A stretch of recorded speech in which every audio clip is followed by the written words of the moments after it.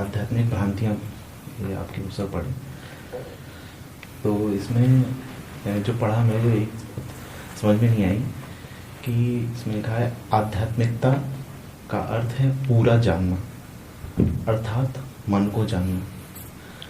तो इसमें मुझे ये बात पूरा जानने का समझ में नहीं है। पूरा जानने का अर्थ होता है कि बाहर जो कुछ भी जैसा प्रतीत हो रहा है उसको वैसा अनुभव करने वाला कौन है? मन। तो बाहर को देखा और बाहर को देखने वाले को भी साथ ही देख लिया, और ये भी देख लिया कि बाहर जो कुछ दिख रहा है वो भीतर के देखने वाले से संबंधित है। यहां तक कि ये भी कह सकते हैं कि बाहर जो कुछ दिख रहा है भीतर कारण बैठा है उसका, तो पूरा जान लिया। बाहर कोई घटना घटी जो लगी अच्छी, हमें कोई घटना कभी सिर्फ घटना के तौर पे तो दिखाई देती नहीं। कभी आपने ऐसी कोई घटना नहीं देखी होगी जो मात्र घटना हो। घटना हमेशा क्या होती है? कभी अच्छी कभी बुरी। तो ये कौन था भीतर जिसे कुछ अच्छा लग गया कुछ बुरा लग गया? किस आधार पे कुछ अच्छा बोला इसने कुछ बुरा बोला? संस्कारों के आधार। रुचि वो रुचि कहां से आई? जो दी गई बाहर से आई संस्कार। तो गड़बड़ हो गई। बाहर को देखा रुचि के आधार पर, और रुचि कहां से आ रही है? बाहर से। अब मुर्गी पहले आई कि अंडा?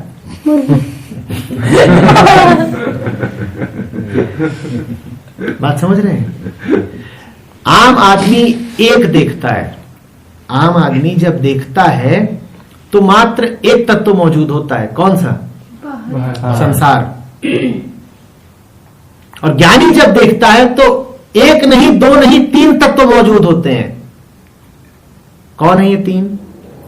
संसार जो अंदर देख रहे हैं और जो उसको देख रहे हैं। द्वैत के एक सिरे से जब देखोगे, मैं बनकर जब देखोगे तो बस दूसरा सिरा दिखाई देगा, उसका नाम है संसार। और जब साक्षी हो जाओगे तो तीन होते हैं, द्वैत के दोनों सिरे और तुम।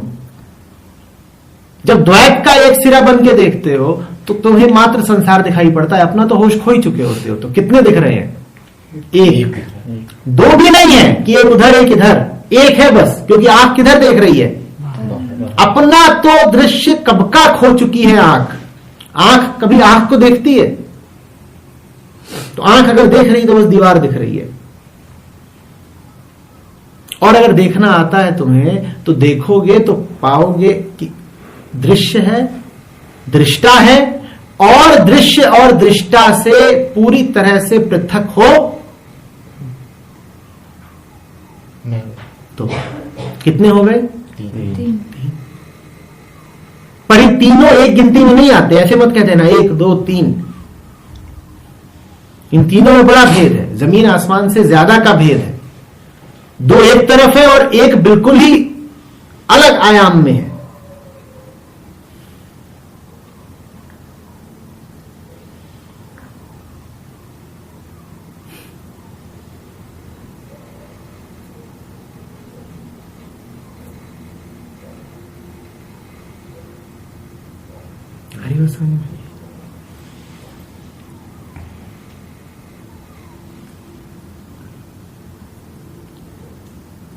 पूरा जानना,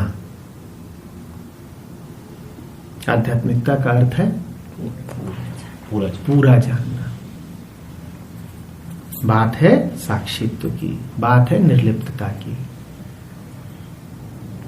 बाहर कुछ दिखाई दिया जो दुख का कारण था, और यह भी देख लिया कि ये जो भीतर वाला है इससे दुख हुआ, कैसे हुआ, क्यों हुआ, पहचान क्या है इस दुख भोगने वाले की, वो भी देख लिया। बाहर तो जो दिख रहा था उसे देखना सहज था ही। बाहर से आई गाली, दिख गया कि बाहर कोई खड़ा था, उसका मुंह चला और मुंह से क्या उठी? गाली। वो तो दिख ही गया, आंखों ने दिखा दिया। जरा गहराई चाहिए ये देखने के लिए कि वो गाली मुझे लग क्यों गई, और गहराई चाहिए कि गाली लग के भी लगे नहीं। कोई हो तुम्हारे भीतर जिसे गाली लगे ही नहीं, और वो उसको बस देख ले जिसको गाली लग गई है। गाली तुम्हें लग गई, और कोई था जिसे गाली लगी नहीं, जो गाली का भी दृष्टा था और गाली खाने वाले का भी।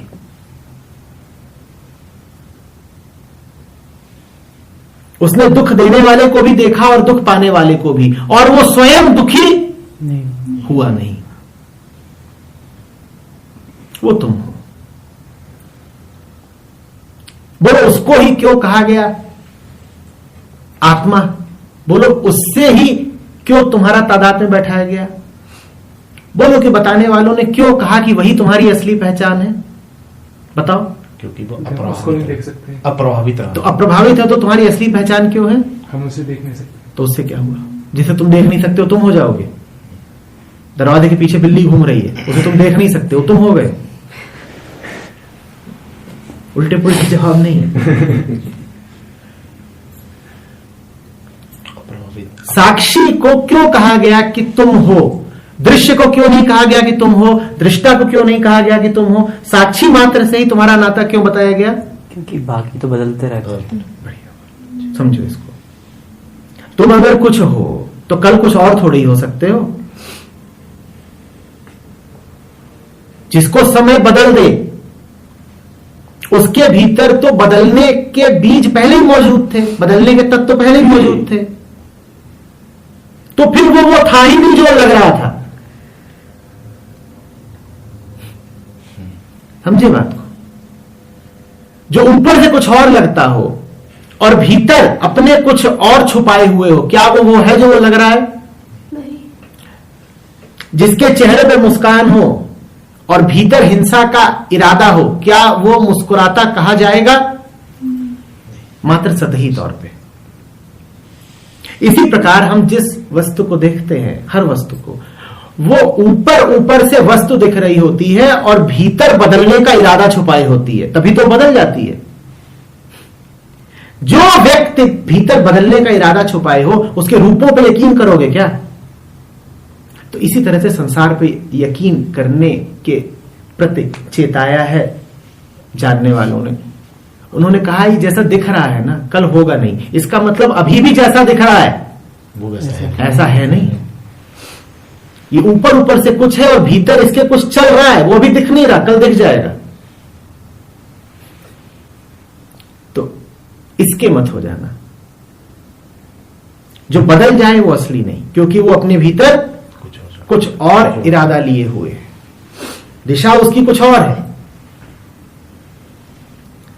साक्षी बदलता नहीं।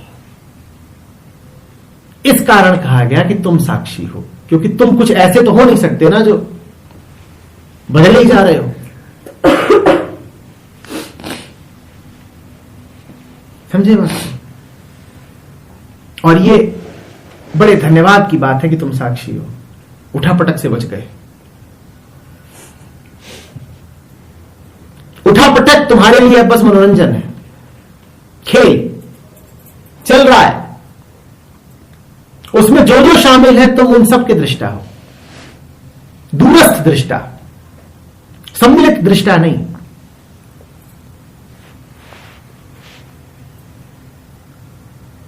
फुटबॉल का खेल चल रहा है, तुम फुटबॉल को भी देख रहे हो, और खिलाड़ी की तरह नहीं हो कि सिर्फ फुटबॉल को देखो, तुम देखने वाले को भी, खेलने वाले को भी देख रहे हो।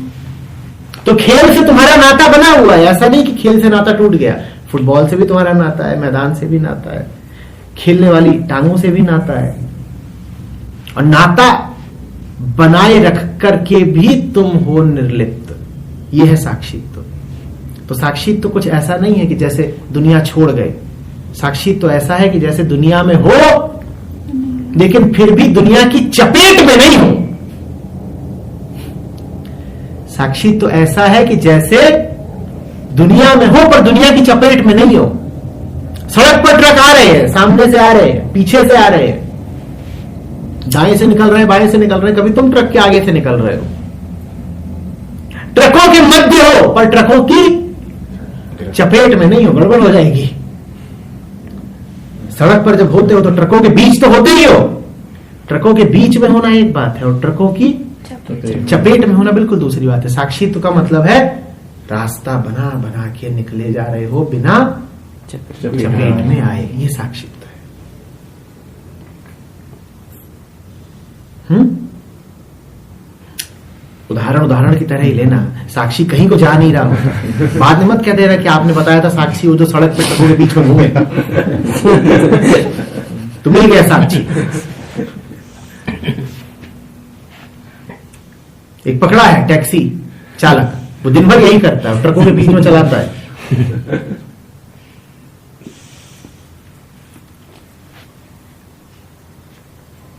इशारे को समझो बस।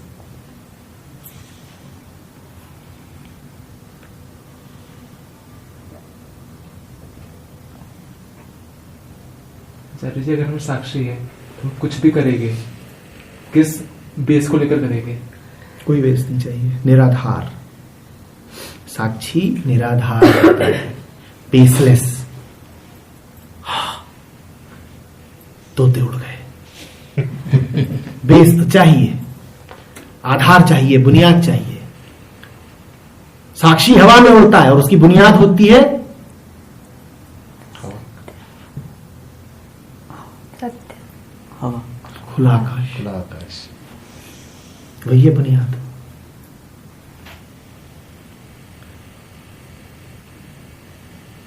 आकाश है आधार।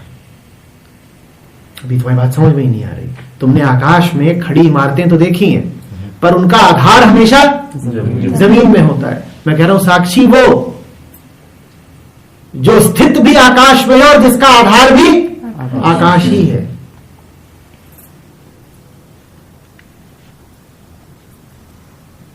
अब क्या करोगे? ऐसा भी होता है। तुमने उड़ता हुआ हवाई जहाज भी जो देखा है, एक मायने में उसका आधार जमीन ही होती है। जमीन से उसका संपर्क टूट जाए तो विमान के लिए बड़ी मुश्किल हो जाती है कि नहीं? जमीन से उड़ता है, फिर हवा में जब रहता है तो निरंतर जमीन से संपर्क बनाए रखता है और फिर जमीन पर उतर भी जाता है, तो वो तो निरंतर जमीन का ही आधार लिए हुए है। साक्षी की बात कुछ और है, उसकी उड़ान दूसरी है।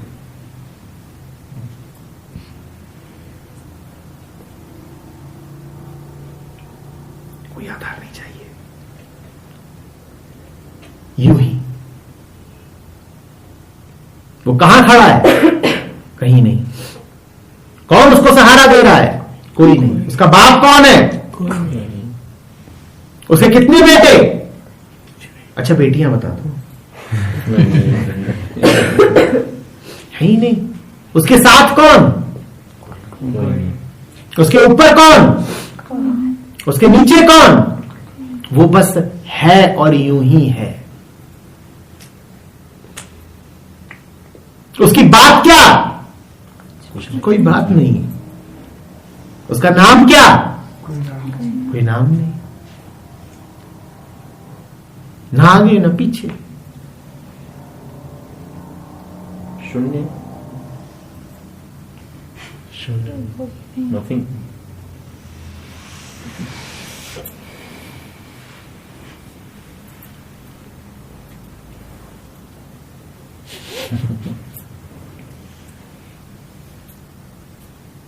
है भी और नहीं भी।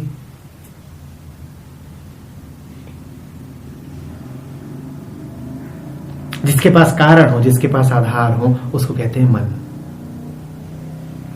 साक्षी के भी कारण और आधार हो गए तो साक्षी कहां रह गया? साक्षी के लिए भी अगर तुमने कुछ बातें कर दी, तुम तो साक्षी के भी साक्षी हो गए कि गए थे साक्षी के पीछे और उसको जान आए, उसीलिए उसको जाना नहीं जाता, इसीलिए उसके बारे में कोई बात नहीं। उसके बारे में बस इतना ही कहते हैं कि है कोई पीछे बड़ा, उसका हाथ है हमारे ऊपर, उसका आशीर्वाद है। वो कौन है ये पूछने की हम धृष्टता नहीं करते। हाँ बस प्रेम है हमें उससे। क्यों प्रेम है ये पूछो मत। निराधार, अकारण, बेवजह, जस्ट लाइक दैट।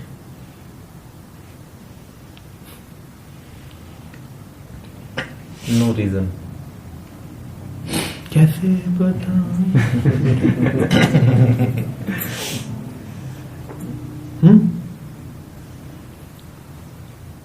यारा बताना पाए। गीतकार ने साक्षी सोच के नहीं लिखा था, साक्षी को नहीं सोचा जा सकता, पर कई बार अनजाने में ही ऐसी बातें हो जाती हैं।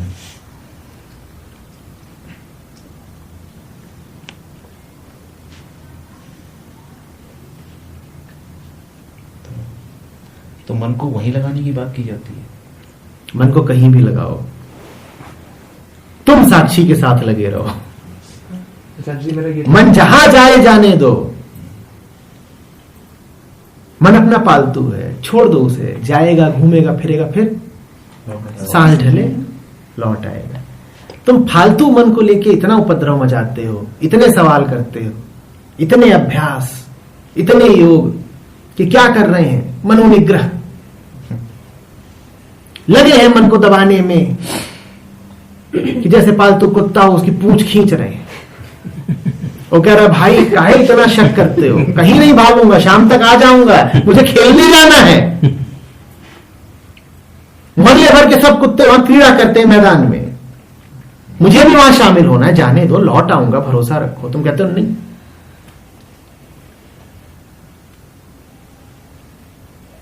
तू कहीं नहीं जाएगा, बंध के रहे। मन का समूल नाश जरूरी है। वो कुत्ता कह रहा है मैंने क्या बिगाड़ा है, मेरा समूल नाश करोगे, तुम्हारा पालतू।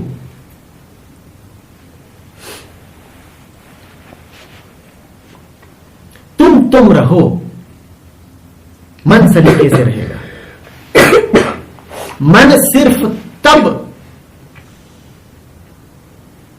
उपद्रवी होता है जब तुम उसको अपनी ऊर्जा देना शुरू कर देते हो। ऐसे समझो कि कुत्ता गया 10 कुत्तों के साथ खेलने और भौंकने, और तुम भी चले गए, कुत्तों के बीच तुम भी कुत्ते बन के भौंक रहे हो। अब तो कुत्तों को बड़ा मजा आएगा। पहले तो भौंकने में कोई रस ही नहीं था, अब वो भौंके कहेंगे आज कुत्तों का कुत्ता मिला है, अमृत रस बरस रहा, आज भौंको।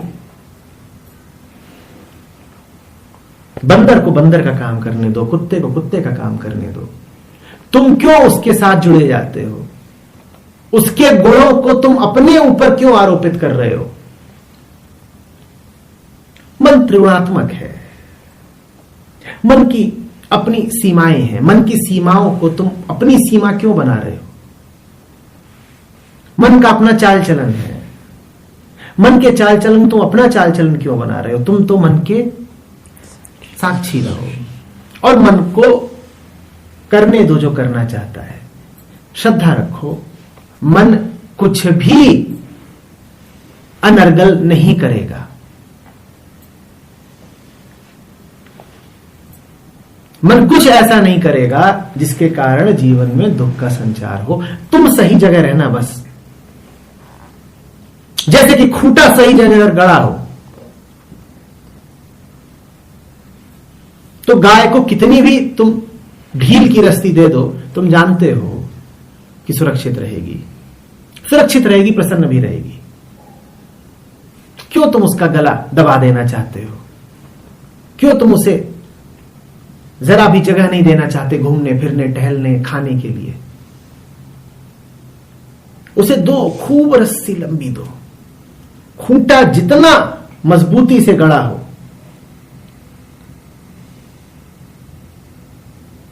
उतना तुम्हें गाय के भटकने का, खोने का डर कम रहेगा, है ना? खूंटा मजबूती से गड़ा है और रस्सी मजबूत है, खा जाएगी।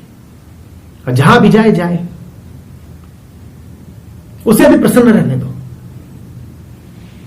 खेल रही है, कूद रही है, जश्न मना रही है, अच्छा है ना? खूंटा गाड़ के रखो बस। इसको कहते हैं आत्मा में स्थापित होना। आत्मा में स्थापित होना, मन का खूंटा आत्मा में गाड़ दो और फिर लंबी रस्सी से जितनी छूट देनी हो तो जहां जाना जाओ, कोई रोक टोक नहीं।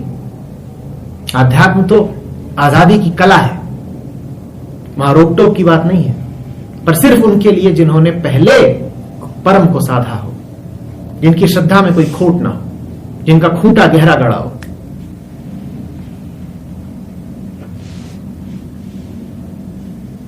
फिर आजाद हो।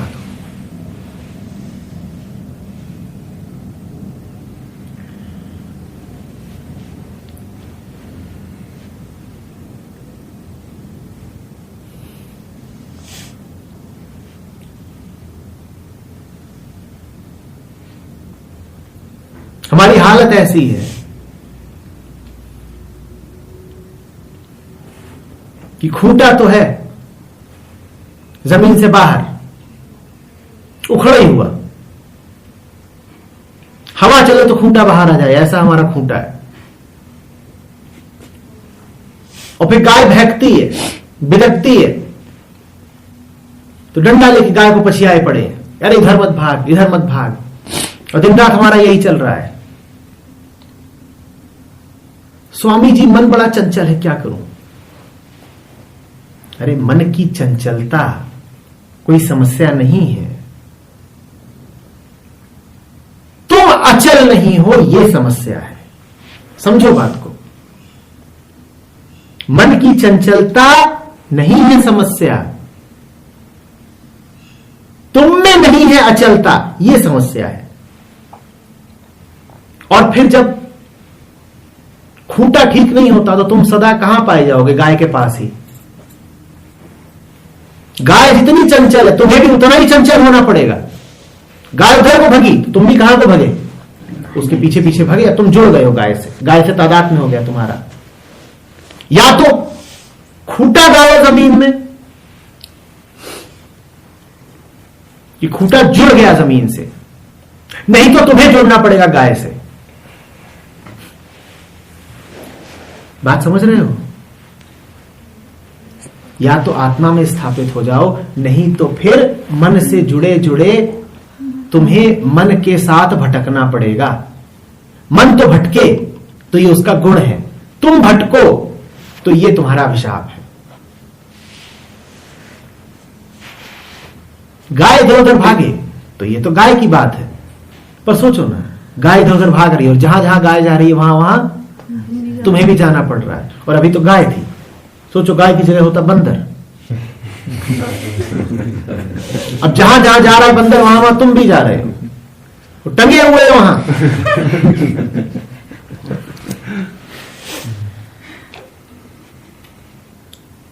जब खूंटा नहीं गड़ा होगा तुम्हारा रिश्ता बन जाएगा बंदर के साथ, मन के साथ। वही तो बंदर है। खूंटा कैसे गाड़े?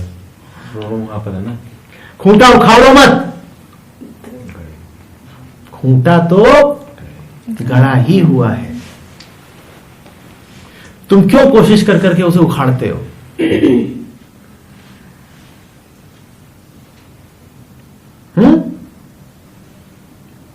तुम जानते हो खूंटा उखाड़ते कैसे हो?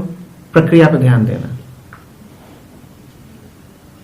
तुम असली खूंटे के इर्द गिर्द 100 नकली खूंटे गाड़ते हो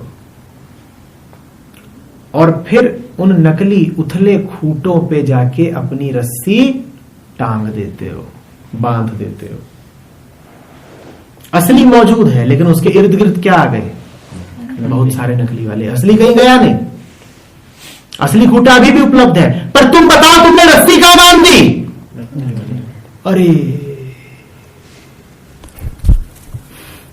असली खूंटा उपलब्ध था और तुमने रस्सी बांध दी नकली वाले। अब असली उपलब्ध होते हुए भी तुम्हारे लिए अनुपलब्ध हो गया, क्योंकि तुमने असली के जैसे असली के विकल्प तैयार करा लिए जो असली है नहीं। लगते हैं असली जैसे पर उनमें दम है नहीं।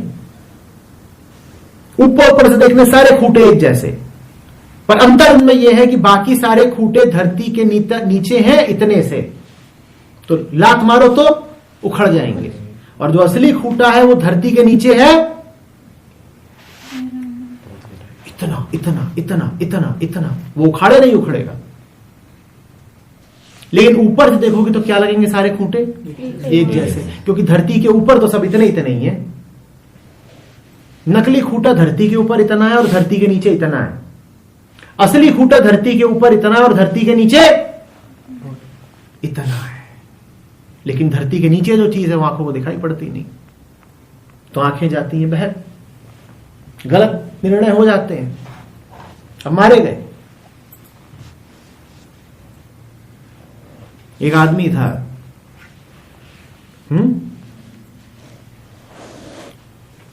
उसके पास एक कीमती हार था हीरो का।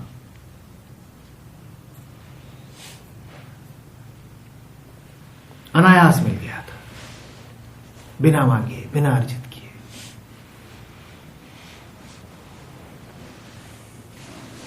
उसे समझ में ही नहीं आया ये उसके जीवन में क्यों आ गया, इतना कीमती हार। जो राजाओं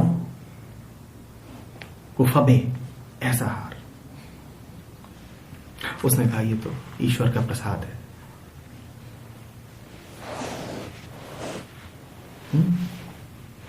कहीं जाना था उसे, उसने कहा इसको लिए लिए कहां फिरूंगा। तो एक नदी के तट पर था, वहां रेत ही रेत थी। उसने कहा इसको यहीं छोड़ देता हूं।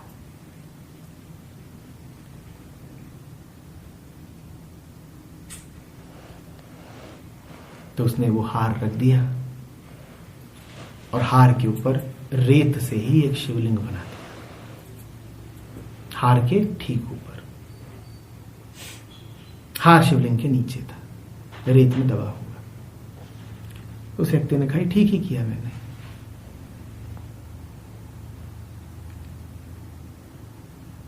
परमात्मा की दी हुई चीज थी तो परमात्मा के ही साथ है। ये तो आत्यंतिक बात हुई। और व्यवहारिक बात यह हुई कि अब वो सुरक्षित रहेगा, क्योंकि धर्म क्षेत्र है, सब धर्मात्मा ही लोग आते हैं यहां पे। शिवलिंग कोई तोड़ेगा नहीं, लोग आएंगे, प्रणाम करेंगे और चले जाएंगे। तो मैं लौट के आऊंगा तो हार को सुरक्षित पाऊंगा। बात तो उसकी ठीक। शिवलिंग के नीचे हार छुपा दिया, हार भी असली।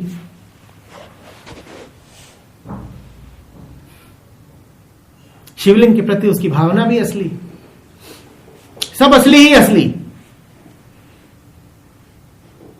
वो चला गया। महीनों बाद उसे लौटना था। कुछ लोग आए, धर्म क्षेत्र था, तीर्थयात्री, धर्मावलंबी। उन्होंने देखा शिवलिंग, उन्होंने कहा बढ़िया बात है, उच्च कोटि का विचार है। नदी की रेत से शिवलिंग बनाया, हम भी बनाते हैं, अवश्य पुण्य मिलता होगा। तो वो था, उसके पास में 2 बना दी वैसे ही शिवलिंग। पूजा अर्चना की, उसको धन्यवाद दिया जिसने पहला बनाया था। बोले तुमने बनाया, तुमसे प्रेरणा लेके हमने भी बनाया, और चले गए। तो इलाका ही धार्मिक लोगों का। और श्रद्धालु आए, उन्होंने कहा 3, इसका मतलब यहां ये बनाने से पुण्य लाभ मिलता है। उन्होंने 10 और बनाए, बिल्कुल वैसे ही जैसा प्रथम था। याद रखना ये बात जरूरी है, बिल्कुल वैसे ही जैसा प्रथम था। और फिर क्या था, मीलों तक वो पूरा इलाका शिवलिंगों से पट गया। 3 महीने बाद वो आदमी वापस आया, उसने कहा धन्य महादेव, विचित्र लीला तुम्हारी, तुम ही तुम हो, तुम ही तुम हो, तुम ही तुम हो। हृदय उसका गदगद हो गया। लेकिन अब वो ये भी जानता था कि एक के नीचे हाथ, प्रथम की पहचान अब नहीं हो पाएगी। ऊपर ऊपर जो है वो सब एक सा हो गया है, जो नीचे है अब वो कभी दिखेगा नहीं। हार क्या खो गया था? नहीं, मौजूद था ना। बस बहुत सारे नकली शिवलिंग आ गए थे। अमीरों का इलाका, कोई कैसे खोजे, और खोजने के लिए ध्वस्त भी तो करने पड़ेंगे। कोई कैसे ध्वस्त करे? हमारा भी ऐसा है।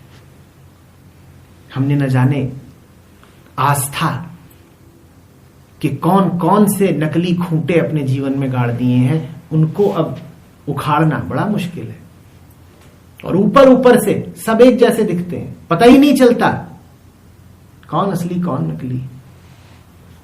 वो पता फिर तब चलता है जब खूंटे में डालते हो रस्सी, और रस्सी पे जरा सा जोड़ पड़ता है तो खूंटा जाता है उखड़, वो सिर्फ तब पता चलता है। लेकिन फिर वो पता लगने की कीमत देनी पड़ती है। तो कीमत क्या है? धोखा, दुख। ये धोखा हो गया, अरे कहां बांध दिया था। और कितनी बार तुम अपना खूंटा उखड़वाओगे? जितनी बार उखड़वाते हो उतनी बार दर्द होता है, चोट लगती है कि जिसको असली माना वो तो नकली निकला। इसलिए फंसे हुए हो। हमारी बात समझ में? कोई विधि निकालो कि असली का पता चल जाए, नकलियों के साथ जुड़ना ना पड़े। जब तक नकली के साथ जुड़े हो, बंदर की तरह कूदते फांदते नजर आओगे। मन में ज्वार भाटा चलता ही रहेगा। कभी बड़े सुखी, और 2 घंटे बाद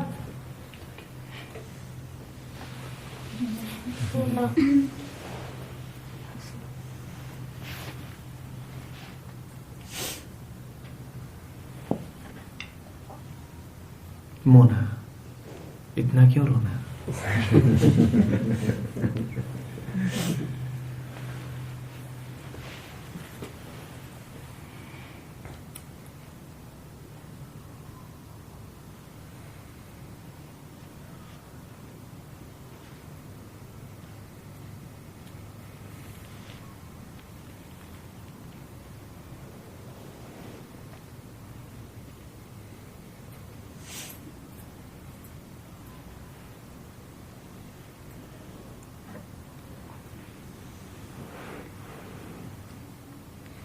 एक बंदर बैठा है, उसके बगल में एक बैठा है आदमी, और दोनों खुजली कर रहे हैं। किस पे हंसोगे? और दोष देते हो मन को। ये मन ना बड़ा दुष्ट है।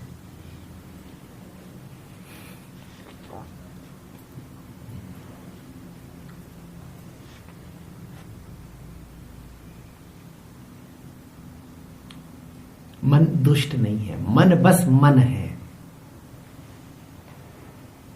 मन बस मन है। तुम सही रहो, मन सही रहेगा।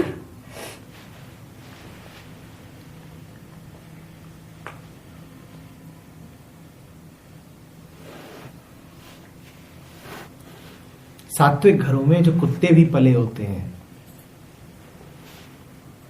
वो मांस इत्यादि नहीं खाते, जानते हो ना? उनकी जिंदगी निकल जाती है, और मांस चखते नहीं, और हट्टे कट्टे भरपूर रहते हैं बिना मांस के। जैसा मालिक वैसा पशु। तुम मन के मालिक हो, तुम बिगड़े हुए हो, तुम्हारा पशु भी बिगड़ा हुआ रहेगा। उपद्रवियों के यहाँ के जानवर भी बड़े उपद्रवी हो जाते हैं।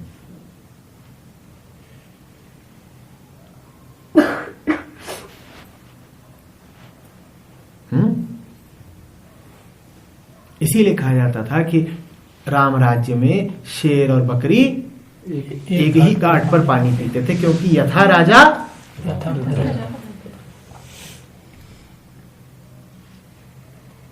राजा कौन है? तुम। प्रजा कौन है? मन। जैसे तुम वैसा मन।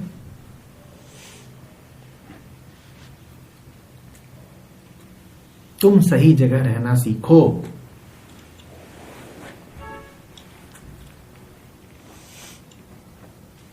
राजा को महल में रहना चाहिए,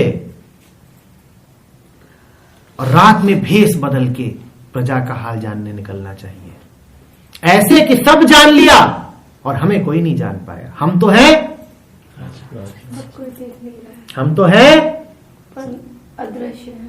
हम तो हैं, राजा हम तो हैं। साक्षी, हाँ साक्षी।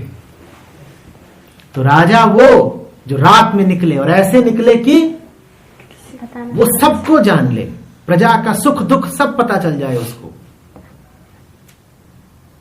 लेकिन वो प्रजा के साथ लिप्त ना हो जाए, चुपचाप देखे, सब जाने, तब प्रजा भी सुख पाती है। ऐसे राजा के साथ प्रजा आनंदित रहती है, रामराज्य मनाती है। साक्षी राजा, अंधा राजा नहीं कि जिसे कुछ दिखाई ही नहीं पड़ता, लिप्त राजा भी नहीं कि जो प्रजा के बीच में घुस गया। अब तुम राजा हो और प्रजा के बीच में घुस गए हो तो गड़बड़ ही करोगे, क्योंकि ताकत तो है ही तुम्हारे पास।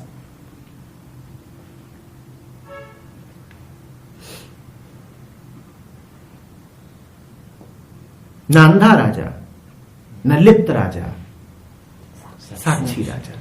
जो अंधा नहीं है इसलिए देखता है, पर देखते हुए भी लिप्त नहीं होता है।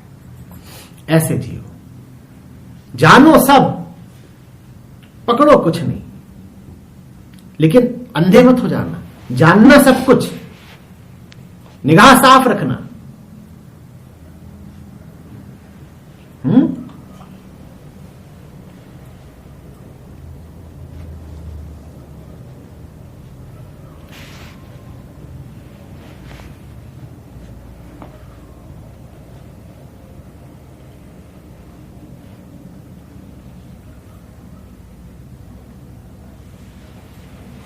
बताइए, मैं पढ़ूंगा नहीं, खुद ही बताओ क्या लिखा। आचार्य जी, जैसे हम कह रहे हैं कि तुम लिप्त ना होना, मगर हम जब देख रहे होते तो हम मन के अलावा हमको कुछ अलावा जान भी नहीं पाते। मतलब इतना ज्यादा जुड़ाव है कि दूसरी इकाई का तो हम पता भी नहीं चलता। अब दूसरी इकाई पहले समझ आए तो ही तो मन का खेल चलने देना। प्यास समझते हो क्या? बोलो। वो तो लगती है, तो समझने की क्या बात। पानी समझते हो क्या या पीते हो? बोलो।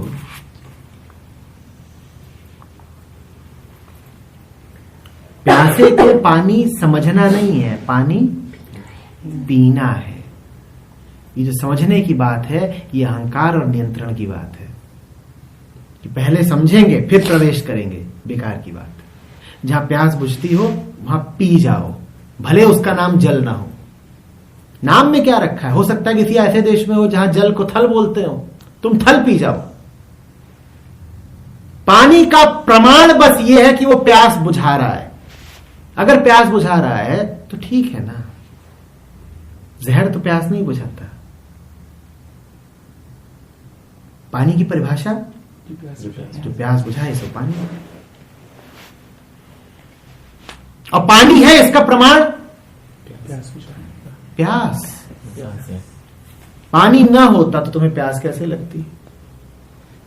चैन ना होता तो तुम्हें बेचैनी क्यों अनुभव होती? परमात्मा ना होता तो तुम तड़पते क्यों? तुम्हारी तड़प प्रमाण है परमात्मा का।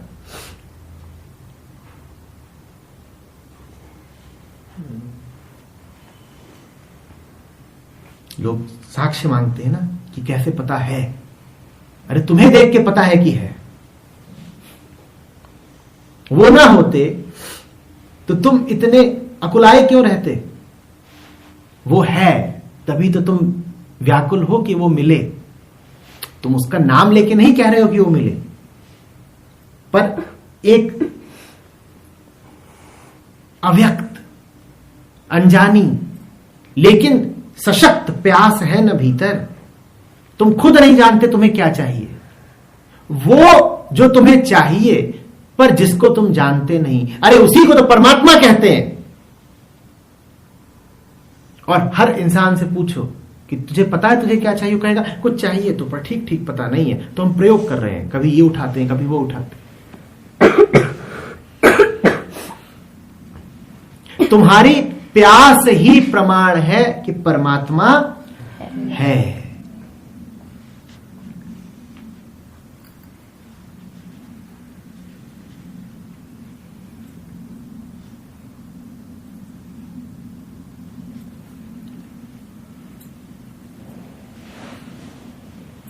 दो से एक होना चाहते हैं, एक से शून्य भी होना चाहते हैं, तो शून्य। और फिर शून्य को ही पीछे छोड़ देना चाहते हैं।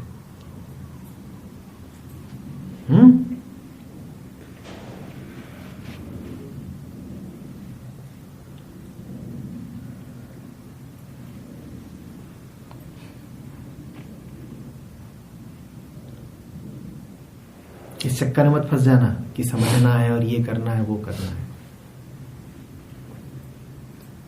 देखो प्यासे हैं और पानी समझने की कोशिश कर रहे हैं। ये 6 साल से लगे हैं पानी समझने की कोशिश में। पानी रखा है सामने और उसके साथ क्या कर रहे हैं, ये समझ रहे हैं कि समझ आ जाए तब ना पिएंगे। उड़ जाएगा, फिर तड़पते फिरना और कि मिले मिले।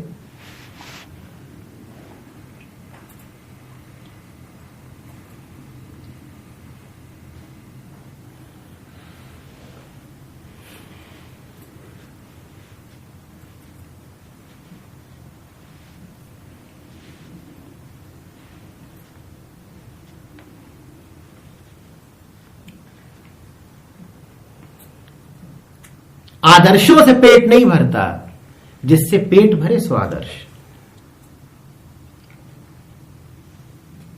बात आ रही समझ में? जो प्यास बुझाए सो पानी।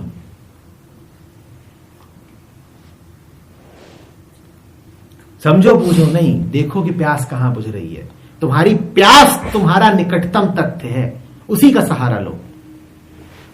देखो कि कहां जाके प्यास बुझती है। जहां प्यास बुझती है उसी का नाम पानी है, वही चाहिए तुमको।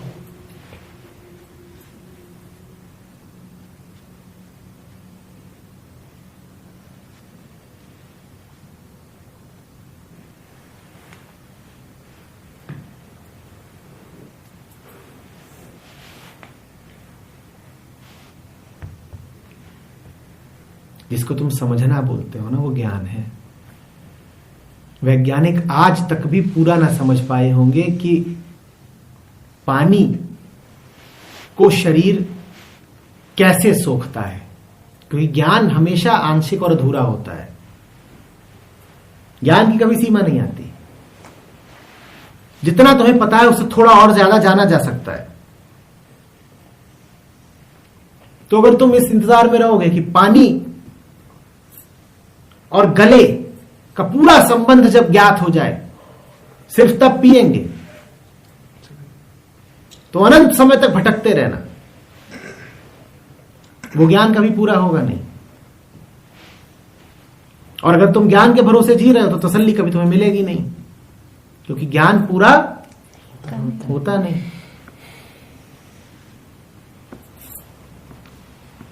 कुछ ना कुछ तो जानना शेष रह ही जाता है।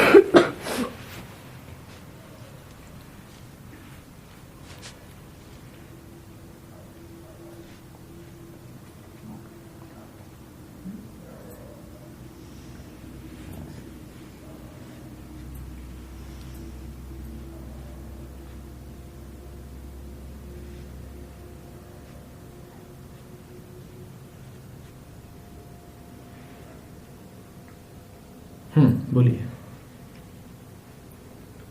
आचार्य जी, ऐसे जब तक सुन रहे होते हैं आपको या फिर किसी कोई बुक पढ़ रहे होते हैं तब तक तो सही सही लगता है, फिर उसके 1-2 घंटे बाद किसी और काम में लगते हैं तो हम भूल के जाते हैं वो सब, क्योंकि हमें अंडरस्टैंडिंग आ चुकी होती है। जैसे मेरा सुबह वाला क्वेश्चन ये था कि वो मेमोरी का पार्ट है क्या जो हम भूल जाते हैं? मेमोरी है, इसीलिए भूल जाते हो। और चूंकि उसे तुम स्मृति के साथ भूल जाते हो, इसीलिए उसको बोध नहीं कह सकते। इन्होंने पूछा था कि अगर किसी तरीके से स्मृति का लोप हो जाए मान लो इनके मस्तिष्क पर कोई वार हो और इनकी याददाश्त चली जाए या इनका मस्तिष्क ही बिल्कुल पलट दिया जाए, तो इन्होंने जो कुछ समझा है क्या वो भी गायब हो जाएगा? स्मृतियां जब गायब होंगी तो क्या समझ भी गायब हो जाएगी? समझ नहीं गायब होती, निष्कर्ष गायब हो जाते हैं, और निष्कर्ष समझ नहीं है। सिद्धांत गायब हो जाते हैं, आदर्श गायब हो जाते हैं, सूत्र गायब हो जाते हैं। इनमें से किसी को भी बोध नहीं कहते। बोध इन सबकी अनुपस्थिति का नाम है। जब निष्कर्ष न निकालो और नंगे खड़े रहो तो बोध है। उसका स्मृति से क्या लेना देना? स्मृति चली भी गई तो वो तो है, और स्मृति तो जाती ही रहती है कि नहीं जाती? आज जो याद है वो कल याद रहता है क्या? तो स्मृति तो एक मामले में निरंतर आ रही है, जा रही है। आज जो है वो कल नहीं है। बोध कोई और बात है। बोध एक अनुपस्थिति है। वो किसी चीज के होने का नाम नहीं है कि कोई चीज ली और उसको स्मृति में बैठा दिया तो कहोगे बोध मिल गया।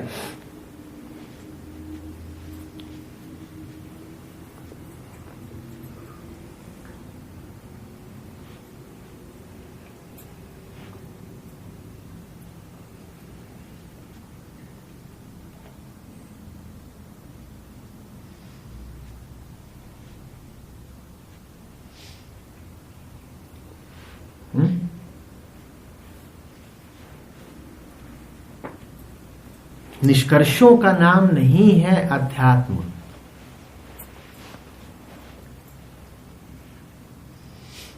पानी शब्द नहीं है।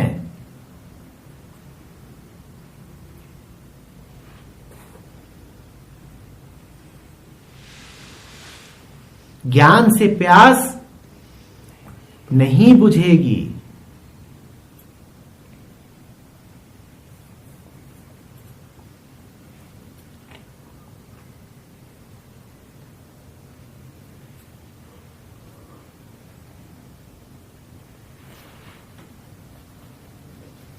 ज्ञान रहता है स्मृति में, शब्द रहते हैं। स्मृति में जो कुछ होता है वो पदार्थ है, उसका नाम होगा, उसकी कोई अवस्थिति होगी, वो कहीं होगा, वो बढ़ सकता है, वो टूट सकता है, वो घट सकता है। ये सब तुम्हें थोड़ी ही चाहिए। तुम्हारा मन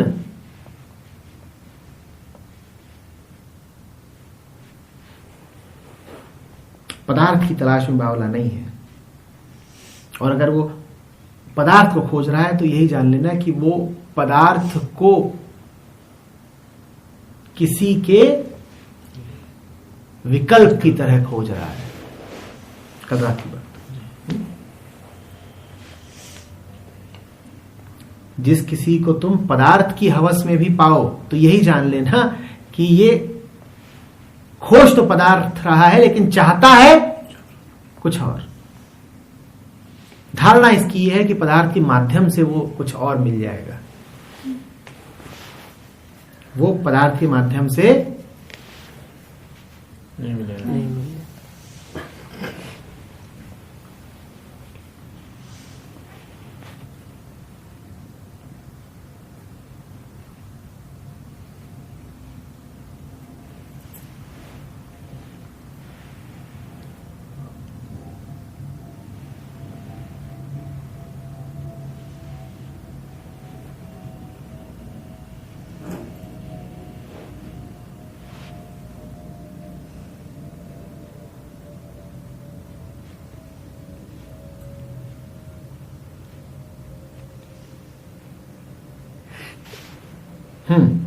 बोलिए।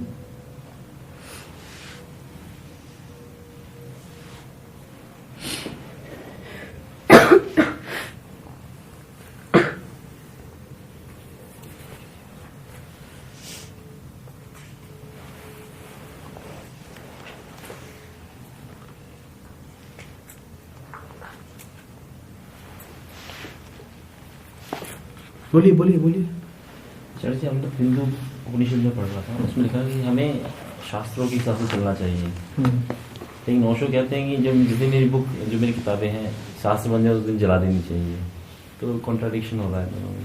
उनका आशय यह है कि जिस दिन तुम मेरी किताबों से वही सुलूक करने लगो जो तुमने शास्त्रों के साथ किया, उस दिन मेरी किताबें व्यर्थ हो गई।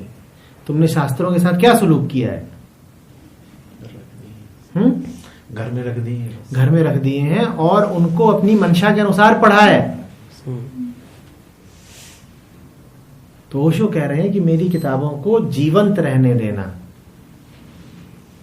उनको मुर्दा शास्त्र मत बना देना। शास्त्र नहीं मुर्दा होता, शास्त्र को देखती तुम्हारी दृष्टि मुर्दा हो जाती है। ओशो कह रहे हैं कि जीवित दृष्टि से, सचेत दृष्टि से, विनम्र और श्रद्धावान दृष्टि से देखो मुझे और मेरी कही बातों को।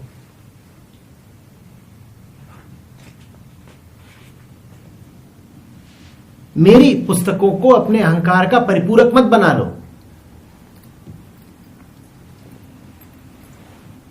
शास्त्रों से कहां हम कुछ सीख पाते हैं, और इसमें गलती शास्त्रों की नहीं है, गलती हमारी है, सीखने वाले की नजर की है।